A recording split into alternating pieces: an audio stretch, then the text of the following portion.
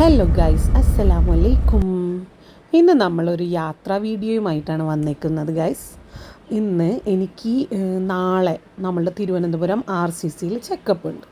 അപ്പോൾ ഞാനും ഹസ്ബൻഡും കൂടെ നമ്മളുടെ തൃശ്ശൂർ റെയിൽവേ സ്റ്റേഷനിലാണ് വന്നേക്കുന്നത്. നമ്മൾ വന്ദേ ഭാരതിലാണ് പോണത്. എനിക്ക് ബൈ റോഡ് യാത്ര ലോങ് ചെയ്യാൻ പറ്റാത്തത് കൊണ്ട് നമ്മളോട് ട്രെയിനിൽ പൊയ്ക്കോളാൻ പറഞ്ഞു. അപ്പോൾ വന്ദേ ഭാരത് ആവുമ്പോൾ അധികം ബുദ്ധിമുട്ടില്ലാണ്ട് നമുക്ക് യാത്ര ചെയ്യാമല്ലോ എന്ന് കരുതി ഞങ്ങൾ വന്ദേ ഭാരതാണ്.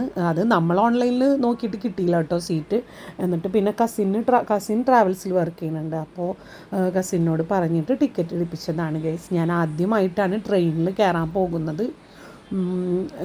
നമ്മളുടെ ട്രെയിൻ എത്തിയിട്ടാണ്. അപ്പോൾ നമ്മൾ അധികം വെയിറ്റ് ചെയ്യേണ്ടിയൊന്നും വന്നില്ല.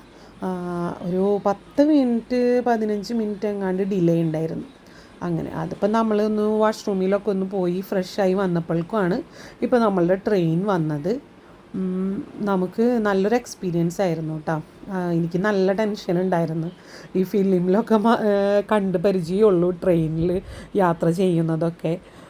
പിന്നെ എനിക്ക് കേട്ടും അറിവൊക്കെ ഒരിത്തിരി പേടിയുള്ളതൊക്കെ ആയിരുന്നു. എന്തായാലും ഇത് വേറിട്ടൊരു എക്സ്പീരിയൻസ് തന്നെയായിരുന്നു. നമ്മൾ കാറിൽ പോകുകയാണെങ്കിൽ ശരിക്കും ടയേർഡായി പോകുമായിരുന്നു. കാരണം ഒന്നാമത്തെ കാര്യം എന്ന് പറഞ്ഞാൽ ഫുള്ള് റോഡ് പണിയാണ് എല്ലായിടത്തും. അതുകൊണ്ട് തന്നെ ടാസ്ക്കാണ്. നമുക്ക് ഇത്രയും ഒരു ലോങ് ബൈ റോഡ് യാത്ര എന്ന് പറയുന്നത് ശരിക്കും ടാസ്ക്കാണ്. അങ്ങനെ നമ്മളുടെ കമ്പാർട്ട്മെൻറ്റിലേക്ക് പോകുകയാണ് കേട്ടോ ഗൈസ്. നമുക്ക് 17 നമ്മളുടെ കമ്പാർട്ട്മെൻറ്റ്.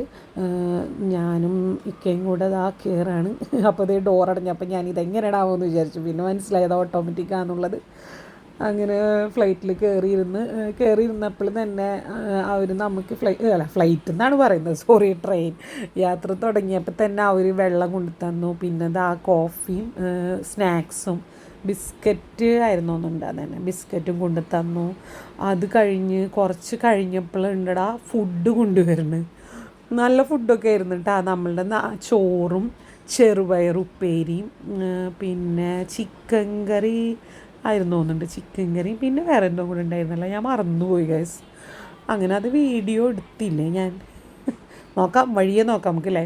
അങ്ങനെ നല്ല ഫുഡായിരുന്നു കേട്ടോ. നല്ല ഭയങ്കര സംഭവം ഒന്നല്ലെങ്കിലും നല്ല ഫുഡായിരുന്നു.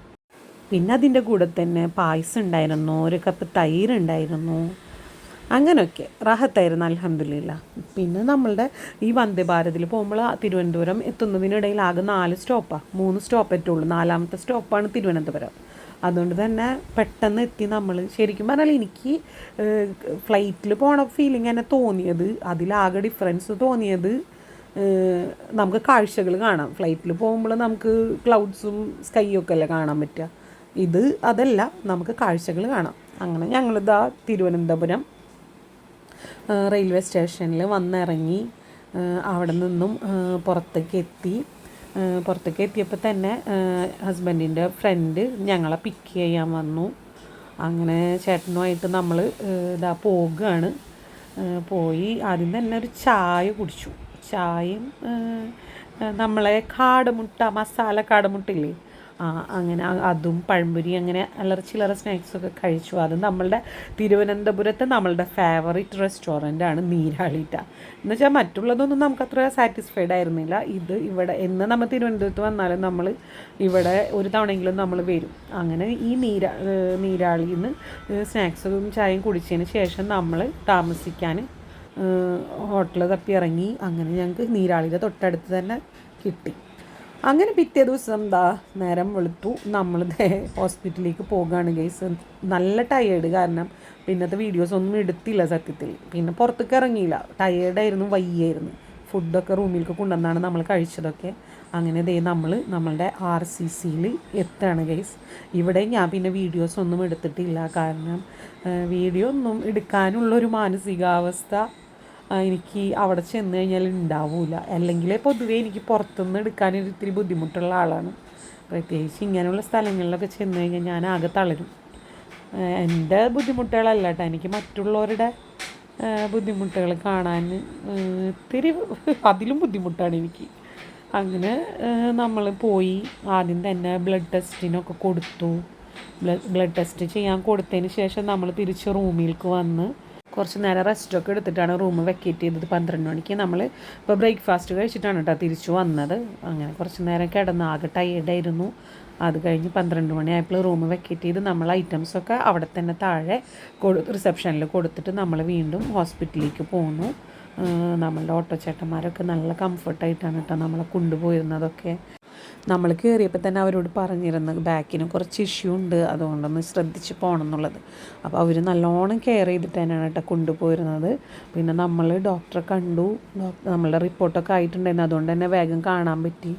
വേഗം ഡോക്ടറെ കണ്ടു. അത് കഴിഞ്ഞ് നമ്മളുടെ നീരാളിയിൽ വന്ന് ഭക്ഷണം കഴിച്ചു. എന്നിട്ട് നമ്മളുടെ താമസിച്ചിരുന്ന ഹോട്ടലിൽ വന്ന് നമ്മളുടെ ലഗേജൊക്കെ എടുത്ത് അപ്പോഴേക്കും ചേട്ടൻ വന്നു. അങ്ങനെ നമ്മളെ റെയിൽവേ സ്റ്റേഷനിൽ കൊണ്ടുവന്നാക്കി. ഒരു 5-10 മിനിറ്റ് കഴിഞ്ഞപ്പോഴേക്കും നമ്മളുടെ ട്രെയിൻ വന്നു.